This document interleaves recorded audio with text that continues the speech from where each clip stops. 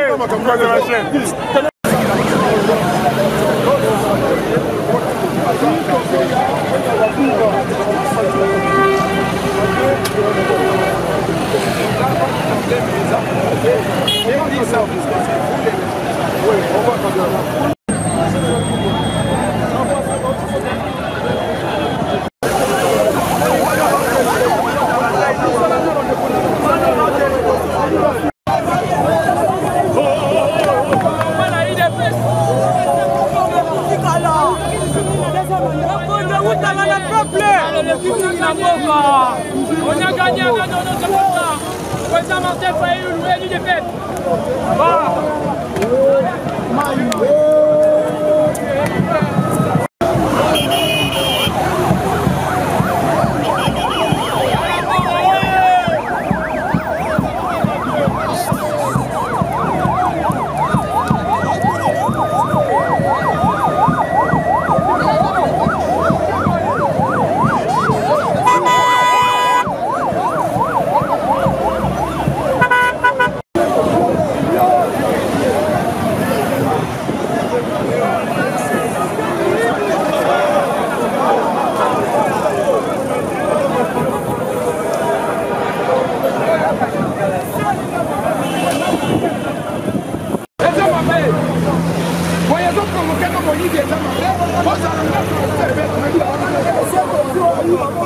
Mais c'est ça, c'est ça.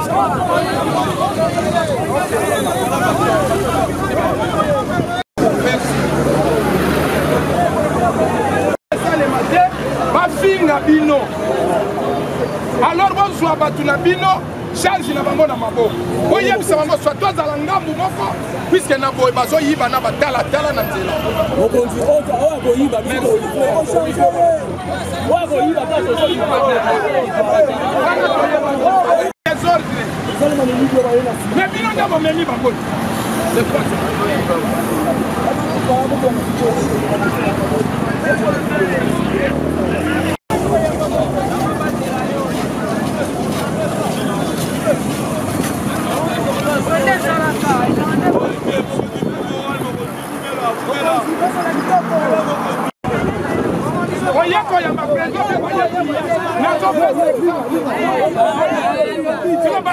boye kosa pillage bien boye Désolé ma président.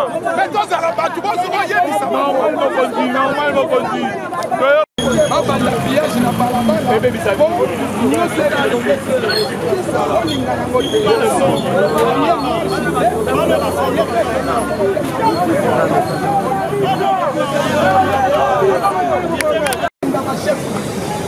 oye koyamba président na bino awuti voyage eza événement te martial eza événement azoya eleka nongone liboso eza mosala oyibae bakomona bino te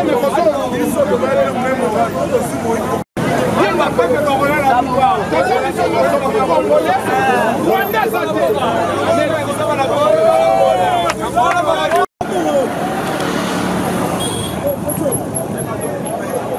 Ah, Moloka.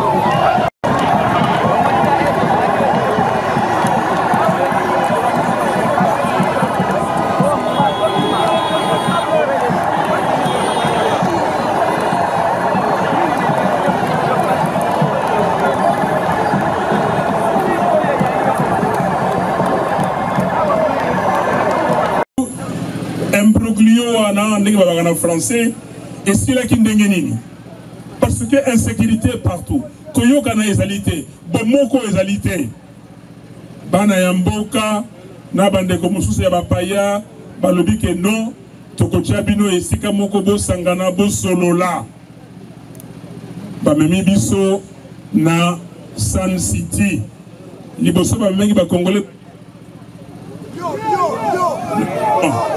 non ezali ngai tala bouton ezali awa soki na fini bouton mabe ezali ngai moko nyenye bamemi liboso na Addis Abeba tango bandeko nanga bakongole bayaki na Addis Abeba c'est le moment où ngai pe batina inga na poste na compagnie na ngai na kende ko directeur général ya Exxon Mobil na Éthiopie na kutani na bango basali muke basolo na Addis Abeba moyete mais ba sud-africain balobi boya awa biso tokosala makambo nyonso bakei na Sun City na Afrique du Sud kuna bayokani ba signé oyo tobengaka accord global et inclusif. Voyez bien banani ba signé ki accord global et inclusif ba bengaki bango les forces vives de la nation, ba parti politique na ba ta société civile ba yokani ba bipo na mboka na biso to signé accord wana lingolo banini. Il faut Congo za bomoko. Il faut tout un gouvernement ya transition. Ce que le gouvernement de transition, gouvernement wana tokokoma constitution et gozala adopté dans référendum. Basali yango, basali gouvernement 1+4, basali constitution, baye kosala référendum le 5 décembre 2005. Ils ont été. Tangu tosili si référendum, boyebi makamboyo elekanaki simana yango. Ezalaki ba élection en 2006 et salami ba législative comme na ba sengezi ba tie ba résultat misusu tokei biso tolobaki vérité des urnes to réclamer vérité des urnes vérité des urnes titi tozui succédé mais tosali proposition de sortie des crises très vite. Le 10 mai 2019.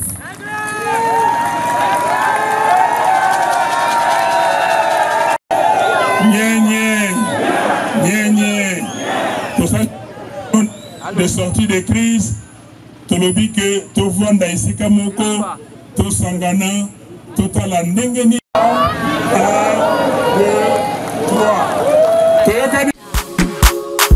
Cybercafé Jafar, votre partenaire pour la DV Loterie. Bana Kinshasa, Bana Brazzaville, Lelo Cybercafé Jafar, toye ko informé bino lisusu pour na marambo etali DV Loterie.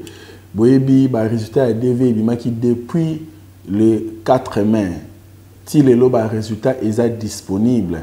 Yango moni to beng sarabato o na na vérifier te ba cyber na biso za polele net boza rolanda wana o eza ba gagna oyo Cybercafé Jafar baza kobimisa do epana biso ba gagna bazali yango moni yo mutuna no 8 ans vérifier te les cas na Cybercafé Jafar na accusé de réception na yo oya ko vérifier ba résultat pona année oyo DV Loterie ezali DV Loterie zo banda le 3 octobre donc bo mitungisa mate mutunu surtout o azana besoin au beta DV bozala calme à partir il y a le 3 octobre DV Loterie izo bana na ba Cybercafé na biso nyonso toyoki makambo ba préenregistrement o ba cyber mususu bazali ko sala yango moni tokokebisa bino na likambo ya préenregistrement na mambo DV tant que site komina no disponible te tozana likambo ko sala te donc soki motalobi na yo préenregistrement wana eza kaka lokuta ou bien kimoyibi donc yo tozana posa ya robeta DV zala na kimia ba kangalaka moto plasté ba bomba rapé plasté ce qui to bandi le 3 octobre mutu nyonso akoza na facilité à robeta DV na heure nyonso koya donc ce moto lobi na likambo ya préenregistrement isa makambo lokuta moto azana besoin akosa yo donc boza na kimia DV mbula o ezali ezo banda le 3 octobre nako kebisali susu na population na biso nyonso ezala ya Kinshasa to pe ya Brazzaville to pe ya bamboka nyonso bokeba développer tango zobetango il faut ba remettre bino ba bengi accusé de réception soki mingi na bato balekaka na nzela azobetela ODV soki akopesa yo accusé de réception te bosala très attention kopesa ba identité na ona moto oyo aza inconnu te oyo yebite mususu ba rozo ba identité na bino pona kosalela ngona batu mususu et puis ba mususu pe ba ko utiliser ngona makambo ebele bosala très attention soko ngo beta DV zela tango DV ko banda oye na cyber calmement to beteli ODV to pesi yo accusé de réception na yo et ko permettre yo o vérifier ba résultat muto ya koleka na nzela aye na kombo ya cyber café Jafar biso to tindaka bato na nzela te donc DV na ne bandite bozala na kimia po bato bazo kosa bato mingi na kombo ya cyber café Jafar donc soko moni muto aye na nzela ke aya obetela ODV est-ce que akopesa yo accusé de réception akopesa yo ata eloko moko te okozala na possibilité ya kolandela résultat na yo te yango na tozokebisa bino ba escroc bango na bazoleka na banzela pona kokosa bino ke bazobetela bino DV et puis moyen ba pesa yo ata document moko ezate donc bosala très attention na bato oyo bazotambola na banzela na kombo ya kobetela ODV ou bien na kombo ya cyber café Jafar yango wana moni cyber café Jafar toza kobengisa ba nouveau diplômé nyonso bana o ba uti kozwa diplôme awa o moyen ba beta DV liboso ezalaki te turo ba obeta DV ba onze parce que ba zui ba diplôme na mutu nyonso to o asi azwa diplôme na ye banda kala boya kobeta DV bino ba chayer o boza ba diplômé ba wewa boza ba diplômé na bato bazo sala na ba bureau o oza ko rêver au États-Unis occasion yango ya DV loterie donc so kozala déjà na diplôme na yo yaka kobeta DV tango mosusu chance na yo kozala pour que o gagner au kende pe na États-Unis yango moni cyber café Jafar tozo bengisa mutu tout oyo na vie na ye azwa déjà diplôme d'état occasion yango yo ya kobeta DV pour o kende na États-Unis pour na ba jeune diplômé nyonso ndenge na lobby boyo ba été prise en charge ezali cyber café Jafar ceux qui te betelio et qui ont gagné, tu es pris en charge na biso pour na kosunga bino ba oyo bozana esikate na États-Unis puis bo éviter bo bandela wapi cyber café Jafar le numéro 1 na makambo prise en charge to bengi se bino surtout o bo betaki devena no bozuta ko vérifier te bo le kana ba bureau na biso ba cyber eza ouvert pour na bino pour na koyeba ko vérifier ba résultat et na confirmer bino le soso mbula o DV loterie ezali et Robanda le 3 octobre à bureau na biso yozala ouvert pour na bino na adresse na biso nyon surtout ezala à Kinshasa topé oyo ya Brazzaville topé c'est bino bonne chance na ba oyo ba waya robeta développerie na mbola oyo le 3 octobre. Votre partenaire pour la DV Loterie. Une soif étanchée avec une saveur rafraîchissante qui signe son retour sur le marché des limonades en République démocratique du Congo. Pepsi DRC et la production de ces boissons ont effectivement repris à Kinshasa avec l'implantation de son usine dans les installations de la zone économique spéciale de Maluku. À ce jour, l'usine Pepsi DRC de la société Varun Beverage produit dans les normes 1,2 million de bouteilles par jour sous licence et contrôle des responsables Pepsi New York. Ce samedi 31 août 2024, le président de la République Félix Antoine Tshisekedi Tshilombo a pris part à la cérémonie d'inauguration de cette usine dans la capitale congolaise. Satisfait de son implantation, le ministre de l'Industrie et Développement de petites entreprises a expliqué que les zones économiques spéciales de Maluku ont pour but de relancer les activités économiques du pays, d'instaurer un climat propice à l'investissement afin d'attirer les capitaux et les technologies avancées et de créer des emplois. C'est dans ce contexte caractérisé par un climat des affaires de plus en plus assaini que la société Varun Beverages a été agréée comme entreprise de zone économique spéciale et a signé la convention d'occupation avec l'Agence des zones économiques spéciales en date du 6 mai 2022 en vue de la fabrication, de l'embouteillage, de la vente et de la distribution des boissons gazeuses non alcoolisées, des jus de fruits, des boissons à base de fruits, des boissons énergisantes, de l'eau potable conditionnée, de l'eau minérale, des produits laitiers, de sirop ainsi que tous les produits sous licence de la marque PepsiCo. Aujourd'hui, c'est chose faite. Les produits susvisés sont maintenant une réalité sur le marché local et peuvent être appréciés avec délectation par les Quinoises et Quinois, toujours exigeants quant à la qualité des produits qu'ils consomment. Satisfaction également du directeur général de RG Coop Varun Beverage qui a fait savoir lors de son allocution que l'implantation des Pepsi DRC fait générer 500 à 1000 emplois directs dans un premier temps, plus de 8000 d'ici 5 ans, l'autonomisation de femmes par la distribution de plus de 5000 chariots dans les 5 prochaines années. Après le mot, le chef de l'État a procédé au dévoilement de la plaque en présence de nombreux officiels et a été invité à couper le ruban symbolique. Sa visite guidée dans le compartiment de cette usine a permis aux premiers citoyens du pays de se faire une idée précise de la qualité de la production et de toutes ses étapes. Après donc Kinshasa, Pepsi DRC projette de s'implanter prochainement à Lubumbashi, dans le Haut-Katanga.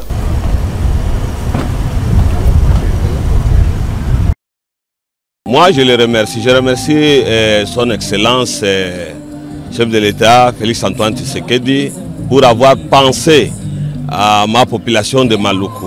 Et je lui dirais de continuer toujours à penser aussi à d'autres communes qui ont des espaces comme moi, de construire des usines pour que nos peuples congolais puissent avoir du boulot. Parce que nous voyons beaucoup de nos jeunes gens de traîner dans les rues. Quand on peut avoir une usine sur place, que l'on contrôle, que l'on connaît, pour laquelle on peut vérifier la composition des boissons, c'est un apport en santé publique très important. Parce que là, nous pouvons maintenant réglementer, nous pouvons réguler. Et régulièrement, nous allons prendre des échantillons pour vérifier s'ils correspondent toujours au taux de sucre qui a été déclaré.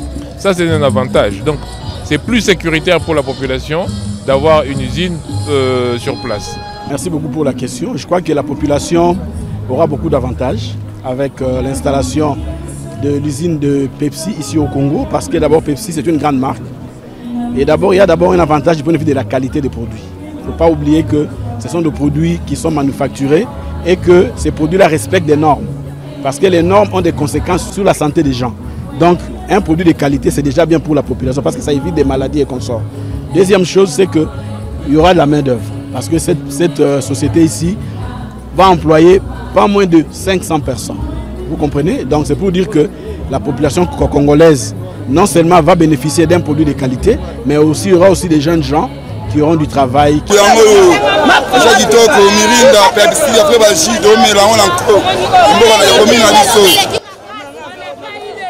C'est le plus grand événement diplomatique organisé par la Chine cette année.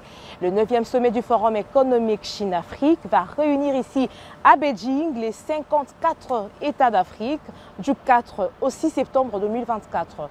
Une occasion unique de célébrer l'amitié sino-africaine en grande pompe.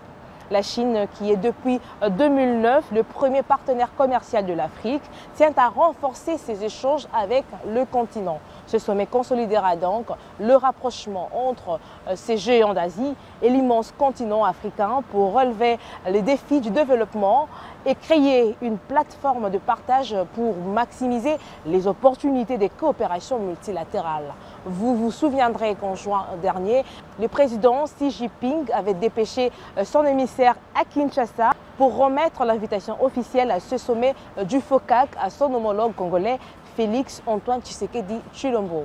Pour les autorités chinoises, cette rencontre diplomatique est une occasion importante pour leur pays de s'associer à l'Afrique dans la nouvelle marche de la modernisation, de porter la construction d'une communauté de destin Chine-Afrique à un niveau plus élevé et d'écrire un nouveau chapitre de l'amitié entre le peuple chinois et ceux d'Afrique.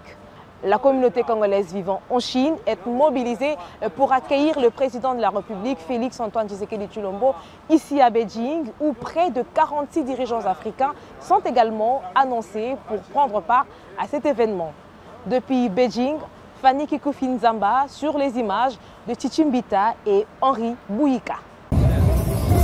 Honneur militaire et danse traditionnelle chinoise. L'ambiance était chaleureuse pour accueillir le président Félix Tshisekedi ce dimanche soir à Beijing. Sur les tarmacs, M. Wang Yi, ministre des Affaires étrangères, conduisait la délégation officielle chinoise. Après une brève salutation de la délégation congolaise composée de vice-premier ministre des Transports Jean-Pierre Bemba, la ministre d'État, ministre des Affaires étrangères, coopération internationale et francophonie, Thérèse Kayikwamba Wagner, l'ambassadeur de la RDC en Chine, François Balumouné, et le conseiller spécial Joe Dumbi, le cortège présidentiel s'est dirigé vers la résidence des circonstances. Sur invitation personnelle de son homologue chinois, Xi Jinping, le chef de l'État vient participer au 9e forum sur la coopération sino-africaine, le FOCAC. Durant 3 jours, soit du 4 au 6 septembre 2024, 54 pays africains et la Chine vont discuter ensemble sur l'amitié, la coopération et le développement autour du thème « Joindre les mains pour faire progresser la modernisation et construire une communauté de destin Chine-Afrique de haut niveau ». Ce lundi 2 septembre 2024, le président Félix Tshisekedi aura un entretien en tête-à-tête avec son homologue, le président Xi Jinping, suivi d'une séance de travail élargie à leur délégation. La RDC est depuis 2023 le pays qui a attiré le plus d'investissements chinois en Afrique.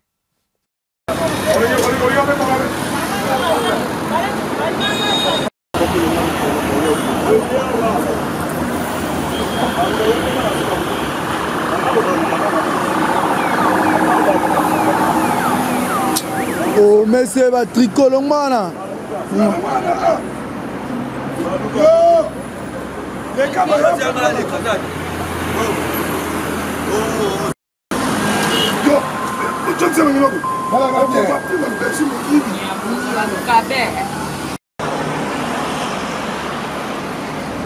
Bonga Israël. Yo koza Israël. Israël mouillé. Abotorie 400 000 francs.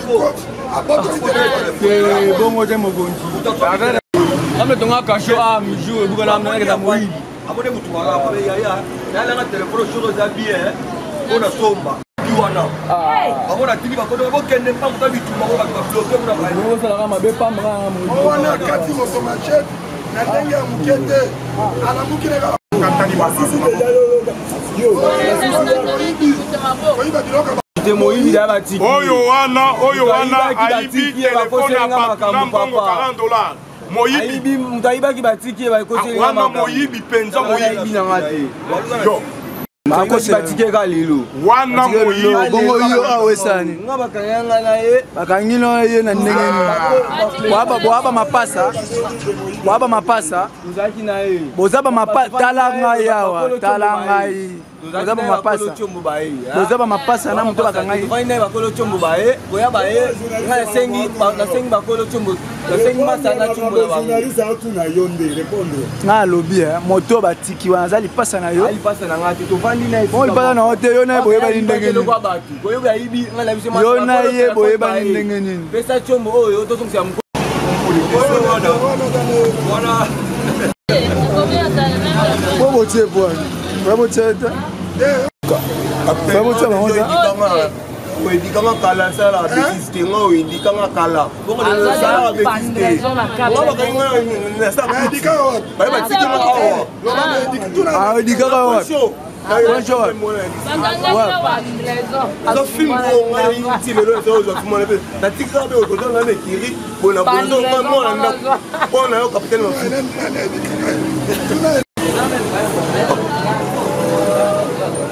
toi tu es un avocat.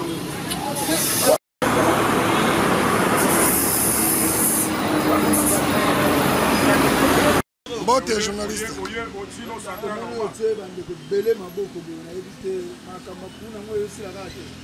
Baye. Babimi bayeti. Bakendeki bangonde bakolomboka. Bakendeki mwa vacances na makala. Baye kozonga na kanda. Bango bakolomboka baye kozonga na kanda. Donc ndenge baza no zomona ana baza eloko mosusu te kaka race de vipère. Donc molongo ya babotoli bapunji. Donc comme mosusu ezate donc toko ba tolobela tobenga bango banana. Criminel pe esi eleki. Comme mosusu apesa bango ezate. Pona ngana na bengi bango kaka na lingala makanja bapunji ya kisasa population. Les jeunes beaux garçons comme ça, oh bah koki ko servir nation congolais, bango moko ba komi ko détruire ba tata na bango, ba mama na bango, bandeko na bango, ba leki na bango, na ba machette ko botola ka 4h, 23h, 22h. Voilà. Présentez biso moko na moto basali. Tango zo ka terre jaune bazo botola, na arrêter jaune. Oh yo zo mono na loboko. Ndambo boy moyibi na loboko boy oyo zomona na loboko boy lokola très jeune garçon vers 21h na terre jaune maman bato koteka soki mo biloko ne bakwanga bani babotoli 400 000 francs congolais tolandi bango mbango sikoya kangami pourquoi abongi ngela koti na kati ya lopango bato croya ki azo ngela ya kosoteni ndesika kuste nesilaki bato chema bongo. Oyo Osote à Varenne. Oyo nano journaliste moyibi bana mibali baoteka na telefone bango mibali moninga ebi telefone Android te ye afandaki na kati ya bari wana alobi ya talelanga telefone oyo soki eza bien chekelenga nango pona somme ye azwi telefone yo petit yo nyama na yo un petit coup abotoli kolinga kokima kolinga kokima biso pa tozalaki na te tozotala événement na mosika na dépêché batoteli civil landai ndenge babali ye abotoli telefone yango mpe ezali bazongisi na mokolo oyo moyibi oyo ozomona oyo moyibi association na bamasana te kaka kobotola telefone ya bana donc ya likambo kwa mpe ya na kishasa ezaka likambo telefone eye na problème. Téléphone et il y a une population congolaise n'a problème sérieux. Oyo, azune machette na 2h. Cambriola. Ce qui a zala chomo. A kati moto machette. Lokola nyama. Moto yo somo na oyo. Oyo elonge bukani. Na yebite de tel genre. Donc bajene ya lokuta ya peyo bajene ya lokuta penya na Kinshasa ya lokuta ozomona oyo elonge bukani mwa suki lokola moto uti koluka mayebo na zamba basali association bango mibale kokende okota na kati ya ndako bato koyibaka kokumba biloko yo oyo kutu moto ya bato nde asali yango escroquerie oyo kolo milangwa soko asala yango aperdre contrôle na kati ya population mobulu na corrige tina si na lendi donc mbala oyo naoluka stratégie moko système de forte dose imbattable na kati ya ville ya Kinshasa. Quand moi j'ai dit je n'ai rien donné du lait ou du miel ou du sucre au Kuruna, au voleur, il n'y a que des Congo Bololo et des Kini. Tous ces genres de bandits ici doivent satir les Congo Bololo de chez Mafuta. Donc, oh, Zomona, oh, Nyos, Papalango, Batoma, B, Yalukuta, Bazonyo, le secteur, il y a Terre jaune, Nambata Kourous. C'est pourquoi nous allons proposer au général Blaise un temps bouclage moko ko beta manambata Kourous. Na Terre jaune na carrière. C'est grave. Alors nous plairons. On a genre de gens si le collaborateur na Terre jaune. Mais pourquoi pas bato bazo iba bazo kima na kati ya terrain RVA na linga kina loba mais na koloba ngokaka bazo kima na kati ya terrain RVA okota kuna barrière il n'y a pas accès à la police kuna pose à frontière mais ce genre de gens bazo nyokolo basi mibali baleki mais je regrette et là biso to bima ba compétent général Blaise à côté biso ba compétent oh nous sommes pas incompétents. Voilà un peu mon bateau, jeune garçon, ce sont des combats fatigués, il y a le couteau, voilà c'est ça. Merci.